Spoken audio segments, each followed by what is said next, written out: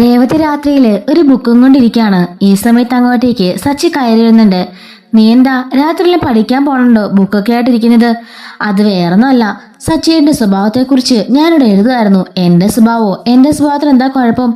നീ എന്താ എന്റെ സ്വഭാവത്തെക്കുറിച്ച് പഠിച്ച് വലിയ പരീക്ഷ എഴുതാനും പോകുന്നുണ്ടോ? അല്ല, സച്ചേട്ടന് ഓരോ സമയത്തും ഓരോ സ്വഭാവമാണല്ലോ, അതോർത്ത് ഞാൻ എഴുതാൻ പോവായിരുന്നു. അല്ല, അമ്മയോട് സച്ചേട്ടന് നല്ല സ്നേഹമാണെന്ന് ഇന്നെനിക്ക് മനസ്സിലായി. പക്ഷെ നിങ്ങളുടെ അമ്മയ്ക്ക് നിങ്ങളുടെ ഒരു സ്നേഹമില്ല, അതെന്താ അങ്ങനെയും ചോദിക്കുമ്പോൾ ഈ രാത്രിയിൽ നിനക്ക് അതൊക്കെ അന്വേഷിക്കാനാണോ പണി? നിനക്ക് കിടന്ന് ഉറങ്ങണ്ടേ എന്ന് ചോദിക്കുന്നുണ്ട്. അതൊക്കെ വേണം സച്ചിയേട്ടാ. അല്ല, ഞാൻ ഒരു കാര്യം ചോദിക്കട്ടെ, സാധാരണ 2-3 പിള്ളേരുള്ള വീട്ടിലൊക്കെ അമ്മയ്ക്ക് ഒരാളുടെ ദേഷ്യം കൂടുതലായിരിക്കും.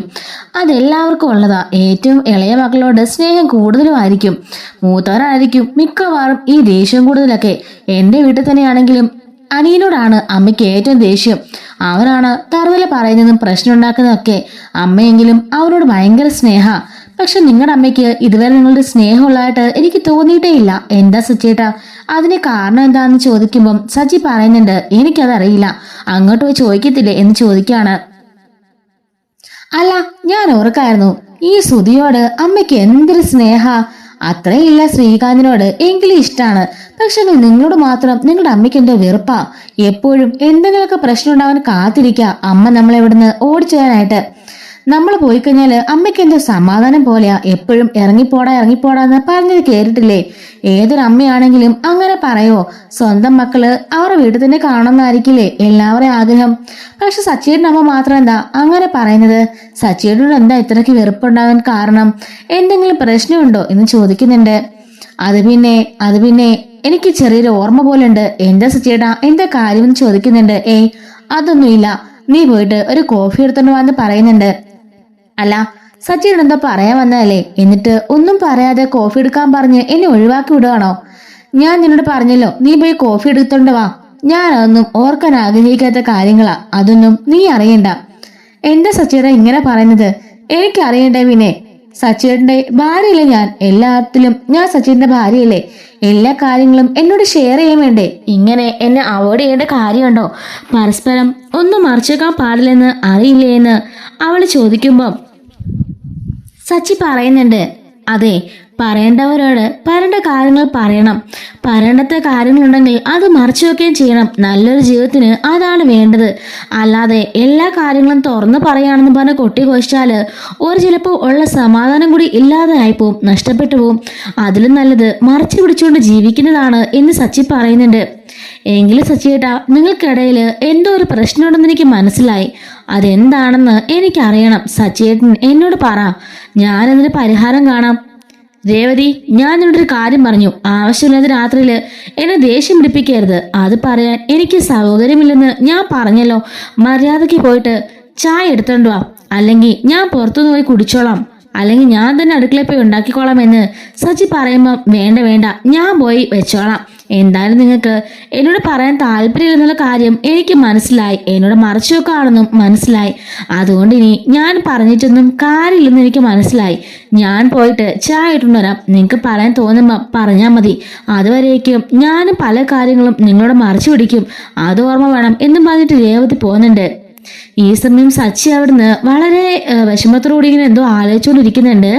അപ്പൊ എന്തൊക്കെയോ പഴയ ഫ്ലാഷ് ബാക്കില് ഇങ്ങനെ അമ്മയെന്ന് വിളിക്കുന്നതും കരയുന്നതും അങ്ങനെ എന്തൊക്കെയോ ബഹളങ്ങളുടെയൊക്കെ ഒരു ഘോഷയാത്ര തന്നെ അവന്റെ ഒരു മൈൻഡിലൂടെ കടന്നു പോകുന്നുണ്ട്. സച്ചി പെട്ടെന്ന് കണ്ണുകൾ ഇറുക്കി അടച്ചുകൊണ്ട് കരഞ്ഞുകൊണ്ടിരിക്കുകയാണ്. ഈ സമയത്ത് അടുക്കളയിൽ പോയിട്ട് ചായ ഇട്ടുകൊണ്ട് രേവതി കൊണ്ടുവന്ന് സച്ചിക്ക് കൊടുക്കുന്നുണ്ട്. സച്ചിയുടെ കണ്ണുകൾ നിറഞ്ഞിരിക്കുന്നത് കണ്ടിട്ട് രേവതി ചോദിക്കാണ്, എന്താ സച്ചിയേട്ടാ, എന്തിനാ കരയുന്നത്? കണ്ണുകളൊക്കെ നിറഞ്ഞിരിക്കുന്നല്ലോ, എന്തെങ്കിലും ഉണ്ടെങ്കിൽ എന്നോട് പറ സച്ചിയേട്ടാ. എന്തോ ഇപ്പൊ ആലോചിച്ചു, അതുകൊണ്ടല്ലേ കണ്ണ് നിറഞ്ഞത് എന്ന് ചോദിക്കുന്നുണ്ട്. രേവതി, പ്ലീസ്, ഞാൻ ആകെപ്പാട് അപ്സെറ്റ് ആണ്. ദയവ് ചെയ്ത് നീ എന്നെ ടോർച്ചർ ചെയ്യരുത്, ഒന്നും മിണ്ടാതിരിക്കോ എന്ന് ചോദിക്കുമ്പം ശരി, ഞാൻ കാരണം ഇനി ആർക്കും ഒരു സമാധാനക്കേട് ഉണ്ടാക്കുന്നില്ലേ? കോഫി ഗ്ലാസ് കൊണ്ട് അടുക്കളയിൽ വെച്ചിട്ട് കിടന്ന് ഉറങ്ങിക്കോണം. ഇനി എന്നെ വിളിച്ച് ശല്യപ്പെടുത്തിയേക്കെന്ന് പറഞ്ഞിട്ട് രേവതി കയറി കിടന്ന് ഉറങ്ങുന്നുണ്ട്. സച്ചി ആണെങ്കിൽ ആ കോഫിയും കുടിച്ചുകൊണ്ട് ആകെപ്പാടെ വല്ലാത്തൊരു അസ്വസ്ഥനായിട്ട് അവിടെ നിൽക്കാണ്.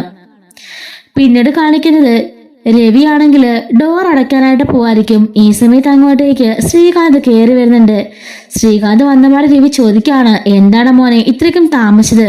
അത് പിന്നെ അച്ഛാ, ഹോട്ടലിൽ ഒരു പാർട്ടി ഉണ്ടായിരുന്നു, അതും കഴിഞ്ഞിട്ടാ വന്നത്. ആ ബാ ഫുഡ് കഴിക്കാന്ന് പറയുമ്പം അയ്യോ വേണ്ടച്ചാ, ഞാൻ കഴിച്ചിട്ടാണ് വന്നത്.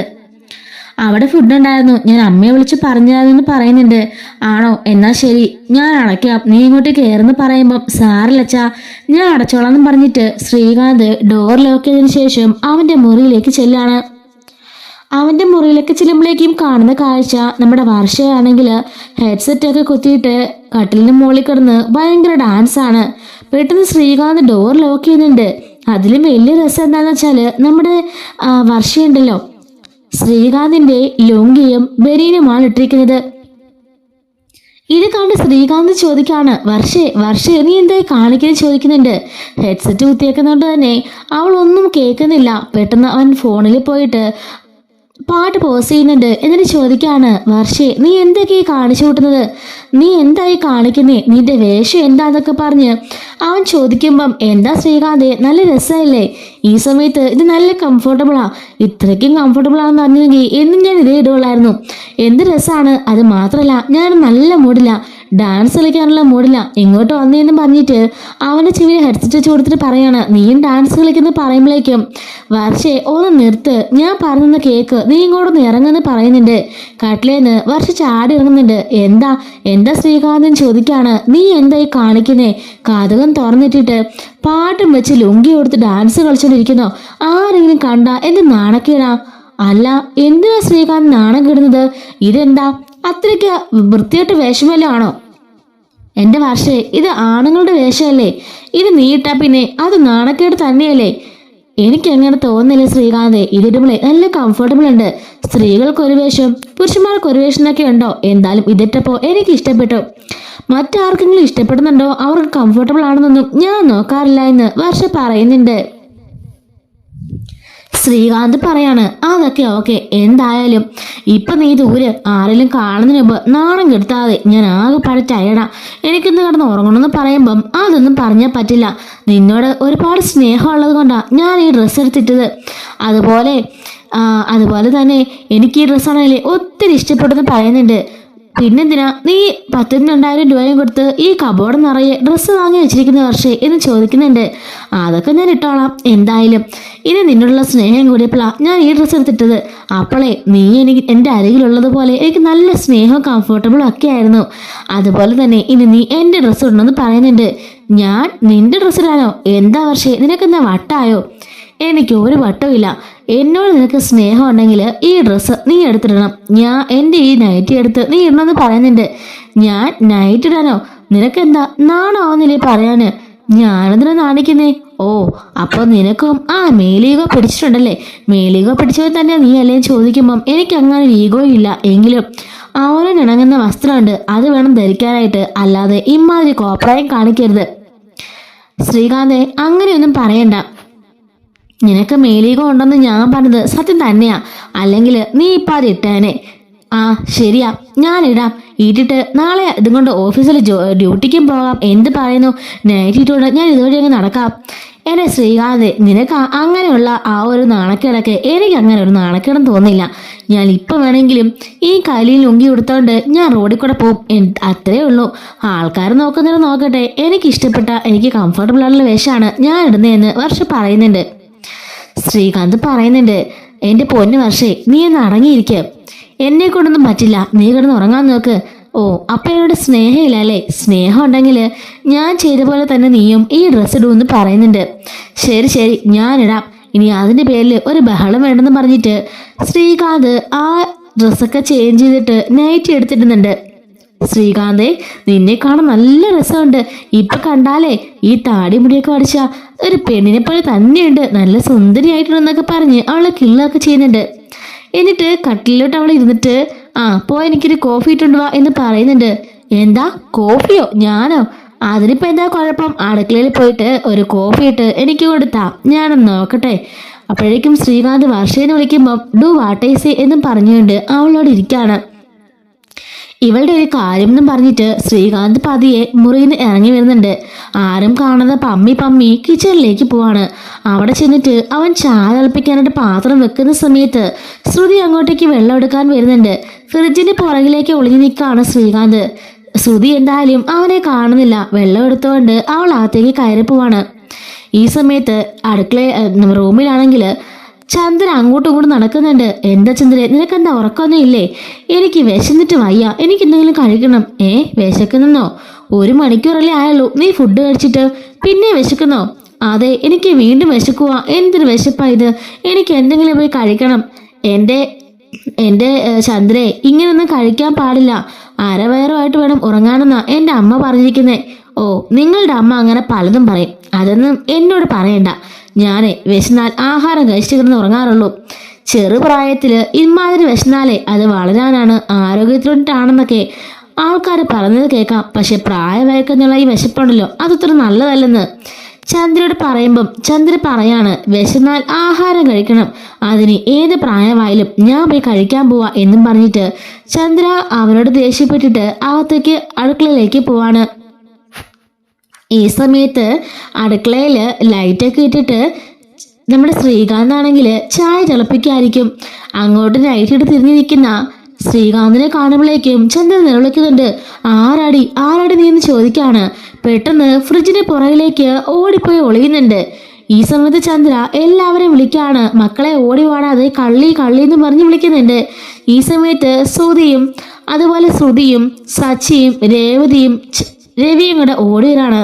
എന്താ ചന്ദ്രേ, നീ എന്തിനാ വിളിച്ചു പോകുന്നേ, എന്താ പ്രശ്നം എന്ന് ചോദിക്കുന്നുണ്ട്. രവിയേട്ടാ, ഇതിനകത്തൊരു കള്ളി എന്ന് പറയാണ്. സച്ചി ചോദിക്കാണ്, കള്ളിയോ? കള്ളൻ? സാധാരണ കള്ളനാണല്ലോ, ഇതിപ്പോ കള്ളിയാണോ ചോദിക്കാണ്. അതാടാ മോനെ, ഞാൻ കണ്ടതാ, നൈറ്റി ഒക്കെ ഇട്ട് അങ്ങോട്ട് തിരിഞ്ഞു നിന്ന് അടുക്കളയിൽ നിന്ന് എടുത്തോണ്ടിരിക്കായിരുന്നു എന്ന് പറയുന്നുണ്ട്. ശ്രുതി ചോദിക്കാണ്, ഇപ്പൊ പെണ്ണുങ്ങളും കക്കാൻ ഇറങ്ങിയെന്ന് ചോദിക്കുന്നുണ്ട്. അപ്പോഴേക്കും ശ്രുതി ചോദിക്കാണ്, അതെന്താ പെണ്ണുങ്ങൾക്ക് കട്ടുകൂടെന്ന് ചോദിക്കുമ്പം അതിന് കുഴപ്പമൊന്നും ഇല്ല എന്ന് ശ്രുതി പറയുന്നുണ്ട്. രേവതി പറയാണ്, അമ്മ വലിയ സ്വപ്നവും കണ്ടതായിരിക്കും. അങ്ങനെ ഇവിടെ ആള് കയറാനുള്ള ഒരു ചാൻസും ഇല്ല. ഡോറല്ല ഞാൻ നന്നായിട്ട് അടച്ചതാ. ഫ്രണ്ട് ഡോർ ആണെങ്കിലോ അച്ഛനും അടച്ചതല്ലേ എന്ന് ചോദിക്കുന്നുണ്ട്. അപ്പൊ അച്ഛൻ പറയാണ്, ശരിയാണല്ലോ എന്ന് പറയുമ്പം ചന്ദ്ര പറയുന്നുണ്ട്, എങ്കിലേ മാനത്തൊന്ന് പൊട്ടി വീണതായിരിക്കും. ഞാൻ കണ്ടതാ ഒരു കള്ളീനെ, ഞാൻ സ്വപ്നം കണ്ടൊന്നും അല്ല. എന്താ ഈ പാദയാത്രയ്ക്കാണോ കള്ളീനെയൊക്കെ സ്വപ്നം കാണുന്നത്? അതും ഉണർന്നിരുന്ന് ഇവിടെ വന്നിട്ടാണോ ഞാൻ സ്വപ്നം കാണുന്നതെന്ന് ചോദിക്കുന്നുണ്ട്. രവി പറയാണ്, അതേ മോളെ, നിന്റെ അമ്മയ്ക്ക് വിശക്കാണെന്നും പറഞ്ഞ് ഇങ്ങോട്ടേക്ക് ഇപ്പൊ വന്നതാ, അപ്പോഴാണ് നിലവിളി കേട്ടത് എന്ന് പറയുന്നുണ്ട്. അങ്ങനെ പെട്ടെന്ന് അടുക്കളയിൽ ലൈറ്റ് ഓഫ് ആവുന്നുണ്ട്. കണ്ടോ ഞാൻ പറഞ്ഞില്ലേ ലൈറ്റ് ഓഫ് ആക്കുന്ന കണ്ടോ അവള് എന്ന് പറയാണ് ചന്ദ്ര. സച്ചി ആണെങ്കിൽ എന്തായാലും ഞാൻ അകത്തേക്ക് പോയി നോക്കാതെ പറയുമ്പം, അയ്യോ സച്ചിയേട്ടാ വേണ്ട, അതൊരു പെണ്ണാണെന്നല്ലേ പറഞ്ഞത്, അങ്ങനാണെങ്കിൽ കയ്യിൽ എന്തെങ്കിലും ഒരായുധം കാണുമെന്ന് രേവതി പറയുന്നുണ്ട്. നിനക്ക് നാണാന്നല്ലേടി ഒരു സ്ത്രീയായിട്ട് കക്കാണെന്ന് ചോദിക്കാണ് രേവതി. ഈ സമയം ശ്രുതി ചോദിക്കുന്നുണ്ട്, അതെന്താ സ്ത്രീകൾ മാത്രമേ കക്കുന്നത് മോശം പരിപാടിയുള്ളോ, പുരുഷന്മാര് കക്കുന്നത് മോശം പരിപാടിയില്ലെന്ന് ചോദിക്കുമ്പം അവളൊന്നും പറയാൻ നിൽക്കാണ്. ശ്രുതി പറയുന്നുണ്ട്, എന്നാലേ ഞാൻ പോലീസിനെ വിളിക്കാം, അതായിരിക്കും നല്ലത്. സച്ചി പറയാണ്, നിക്ക് എന്തായാലും ആളാണെന്ന് നോക്കട്ടെ, എന്നിട്ട് മതി പോലീസിനെയൊക്കെ വിളിക്കാനായിട്ട്. അങ്ങനെ അവിടെ ഒരു കമ്പെടുത്ത് ശ്രുതി കൊടുക്കുമ്പോഴേക്കും സച്ചി ആ കമ്പും കൊണ്ട് ഡോറ് തുറന്ന് അകത്തേക്ക് കയറുന്നുണ്ട്. അപ്പോഴേക്കും തിരിഞ്ഞു നിൽക്കുന്ന ശ്രീകാന്തിനെ കാണുന്നുണ്ട്. തലയിലാണെങ്കിൽ അടുക്കളയിൽ നിന്നും ഒരു ടവൽ എടുത്തിട്ട് തലയിൽ ഇടുന്നുണ്ട്. ആഹാ, കണ്ടില്ലേ അവളുടെ ജിം ബോഡി, ഈ ജിം ബോഡി വെച്ചിട്ടാണോടി നീ മോഷ്ടിക്കാൻ ഇറങ്ങിയത്, നിനക്ക് അധ്വാനിച്ച് ജീവിച്ചോടി എന്നൊക്കെ ചോദിക്കാണ്. അങ്ങനെ ശ്രീകാന്തിന്റെ കയ്യിൽ പിടിച്ച് വലിച്ചുകൊണ്ട് സച്ചി പുറത്തേക്ക് കൊണ്ടുവരുന്നുണ്ട്. അപ്പോഴേക്കും സച്ചി വടി കൊണ്ട് അടിക്കാൻ പോകുമ്പം അയ്യോ അടിക്കല്ലേ എന്ന് പറഞ്ഞിട്ട് ശ്രീകാന്ത് കാറുന്നുണ്ട്. ഈ സമയം അയ്യോ അമ്മയെ കാറിലെന്നുള്ള സൗണ്ടാണ് നമ്മുടെ വർഷ കേൾക്കുന്ന കേട്ടോ. അത്രയും നേരം അവള് ഹെഡ്സെറ്റൊക്കെ കുത്തിക്കൊണ്ടിരിക്കുന്നുണ്ട്, ഒന്നും കേട്ടില്ല. വർഷ ഓടി അങ്ങോട്ടേക്ക് വന്നിട്ട് അയ്യോ എന്താണ് ബഹളം ചോദിക്കാണ്. പെട്ടെന്ന് സച്ചി ശ്രീകാന്തിന്റെ മുഖം കണ്ട് ചോദിക്കുന്നുണ്ട്, അയ്യേ നീ എന്താണ് നൈറ്റ് കിട്ടി രാത്രി ഈ കോലത്തില്, എന്താണ് ഇത് എന്ന് ചോദിക്കാണ്. അപ്പോഴേക്കും അയ്യോ സോറി എന്ന് പറയുമ്പോഴേക്കും അമ്മ ചോദിക്കാണ്, നാണക്കേട് എന്താടാ നീ കാണിച്ചേക്കുന്നേ എന്ന് ചോദിക്കുന്നുണ്ട്. അപ്പോഴേക്കും വർഷ പറയുന്നുണ്ട്, ആന്റി അതേ കണ്ടല്ലോ, ഇത് കണ്ടോ, ഞാനിട്ടേക്കുന്നത് അവന്റെ ഡ്രസ്സാണെന്ന് പറയുന്നുണ്ട്. ശ്രുതി ചോദിക്കാണ്, നിങ്ങളെന്താ വല്ല ബോഡി സോപ്പും കളിക്കായിരുന്നോ? അതെ, ഞങ്ങൾ അതുതന്നെ കളിക്കായിരുന്നു. എന്നോട് ഇഷ്ടമുണ്ടെങ്കിൽ അവനോട് ഈ ഡ്രസ്സ് ധരിക്കാൻ പറഞ്ഞ് ചലഞ്ച് ചെയ്തതാ. അങ്ങനെയാണ് അവനെ ഡ്രസ്സ് ഇട്ടേന്ന് പറയാണ്. ചന്ദ്ര പറയുന്നുണ്ട്, നാണാവില്ലടാ നിനക്ക്. ആമ്പിള്ളേര് മാത്രമുള്ള വീട്ടില് ഒരു പെൺകുട്ടിയുടെ ആഗ്രഹം തോന്നിയിട്ട് പൗഡറും ഒക്കെ ഇട്ട് കണ്ണൊക്കെ എഴുതി പയ്യന്മാർ നടത്തിയേക്കുന്നൊക്കെ ഞാൻ കേട്ടിട്ടുണ്ട്. പക്ഷെ ഞാൻ അങ്ങനെ പോലും ചെയ്തില്ല. 3 ആൺമക്കളാണ് എനിക്കെന്നും പറഞ്ഞ് വളരെ പെരുമയായിട്ട് ഞാൻ പറയണത്. അതിനോട് നാണം കെടുത്തോളൂ എന്നെ എന്ന് ചോദിക്കുമ്പോൾ വർഷ ചോദിക്കാണ്, എന്താ ആന്റി ഇങ്ങനെ ഡ്രസ്സ് ഇട്ടുടനെ അത് നാണക്കേടാണോ? അതിന് ഇങ്ങനെ കണക്കാക്കേണ്ട കാര്യമുണ്ടെന്ന് ചോദിക്കുമ്പം, ദേ വർഷം മോളെ, ഇതൊക്കെ നാണക്കേടാ. ഇതൊക്കെ നിങ്ങളുടെ റൂമിൽ വെച്ച് മതി, അല്ലാതെ പുറത്തേക്കൊന്നും വേണ്ട. നാണക്കേടെന്നും പറഞ്ഞിട്ട് ചന്ദ്രാത്തേക്ക് കയറി പോകുന്നുണ്ട്. രവിയോട് അപ്പോഴേക്കും വർഷ പറയാണ്, അത് പിന്നെ അങ്കിളെ, ഞങ്ങളൊരു റെസ്റ്റോറന്റ് ചെയ്തതാ, ഇത്രമാത്രം ആരുടെ ദേഷ്യപ്പെടുന്നത് ഇരിക്കുന്നു ചോദിക്കുമ്പം, അത് മോളെ, ഇങ്ങനെയുള്ള കാര്യങ്ങളൊക്കെ നിങ്ങളുടെ ബെഡ്റൂമിൽ തന്നെ വെച്ച് വേണ്ടേ? അത് പുറത്തേക്ക് ഇടുമ്പോഴല്ലേ നിങ്ങളുടെ അമ്മ ഇങ്ങനെയൊക്കെ പറഞ്ഞത് എന്നും പറഞ്ഞ് രവി അകത്തേക്ക് കയറി പോകുന്നുണ്ട്. അപ്പോഴേക്കും ബാക്കി നമ്മുടെ ജോഡികൾ 6 പേര് നിൽക്കാണ്. അപ്പോഴേക്ക് ശ്രുതി പറയുന്നുണ്ട്, എടാ നിന്നെ വേഴ്സിൽ കാണാനേ നല്ല സുന്ദരിയായിട്ടുണ്ട്, എനിക്കിതിനെ ഒത്തിരി ഇഷ്ടപ്പെട്ടു കേട്ടോ എന്ന് പറഞ്ഞിട്ട് അവന്റെ കവളത്ത് ഉമ്മയൊക്കെ കൊടുക്കുന്നുണ്ട്. ഒന്ന് പോടാന്ന് പറയാണ് ശ്രീകാന്ത്. സച്ചി പറയാണ്, നിന്നെ കണ്ടാലേ ഇപ്പൊ എനിക്കിന്ന് കെട്ടിയാൽ കൊള്ളാന്നുണ്ടടാ എന്നൊക്കെ പറഞ്ഞിട്ട് അവനെ കളിപ്പിക്കാണ്. അങ്ങനെ നമ്മുടെ ശ്രീകാന്തിനെ ചുറ്റുവിട്ട് ഓടിക്കുന്നുണ്ട് അവന്മാർ 2 പേരും കൂടിയിട്ട്. ഇത് കണ്ട് രേവതി വർഷയും വല്ലാണ്ട് ചിരിച്ചുകൊണ്ട് നിൽക്കാണ്. അങ്ങനെ അവനെ ആ ഒരു ഡ്രസ്സിൽ നിർത്തി ഫോട്ടോസൊക്കെ എടുക്കുന്നുണ്ട് ഇവരെല്ലാവരും. അങ്ങനെ ഭയങ്കര ഈ 3 കപ്പിൾസും നന്നായിട്ട് ആ ഒരു ഇത് എൻജോയ് ചെയ്യണം കേട്ടോ. ആ ഒരു ഡ്രസ് ചേഞ്ചിങ്ങും ആ ഒരു മൊമെൻ്റൊക്കെ അവർ നന്നായിട്ട് എൻജോയ് ചെയ്യുന്നുണ്ട്. അവരതെല്ലാം അവരുടെ ഫോണിൽ ക്യാപ്ചറും ചെയ്യുന്നുണ്ട് കേട്ടോ. അങ്ങനെ സന്തോഷകരമായി തന്നെ ആ ഒരു എപ്പിസോഡ് കഴിയുന്നുണ്ട്. ഇതുപോലെ വരാനിരിക്കുന്ന അപ്കമിങ് ആയിട്ടുള്ള എപ്പിസോഡ്സ് ആൻഡ് റിവ്യൂസൊക്കെ നമ്മുടെ ചാനലിലൂടെ ഡെയിലി അപ്ലോഡ് ചെയ്യുന്നുണ്ട് കേട്ടോ. മിസ്സാവാതിരിക്കാനായിട്ട് നമ്മുടെ ചാനൽ ഇപ്പോൾ തന്നെ സബ്സ്ക്രൈബ് ചെയ്ത് ആ ബെല്ലൈക്കൺ കൂടി ഒന്ന് ഓണാക്കി വെച്ചോണേ.